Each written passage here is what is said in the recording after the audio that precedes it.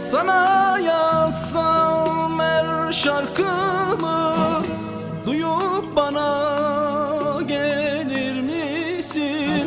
Sana versem bu aşkımı beni sevip gelir misin?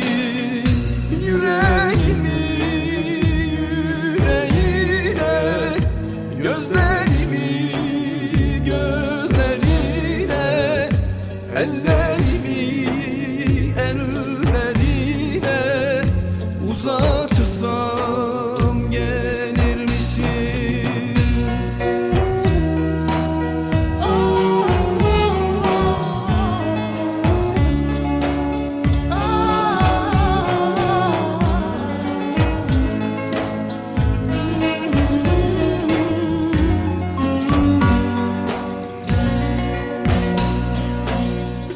Dağları sana versem, duaları sana etsem, yemin edip sevdim desem, sen de sevip gelir misin?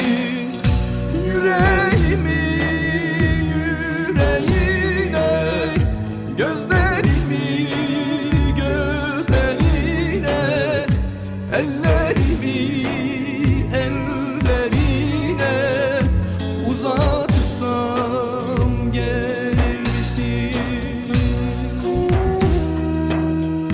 Sana yazsam her şarkımı duyup bana gelir misin? Sana versem bu aşkımı sen de sevip gelir misin? Yüreğini yüreğime, gözlerini gözlerime, ellerini ellerime uzatırsam gelir misin? Dağları sana versem, duaları sana etsem, yemin edip sevdim desem, sen de sevip gelir misin?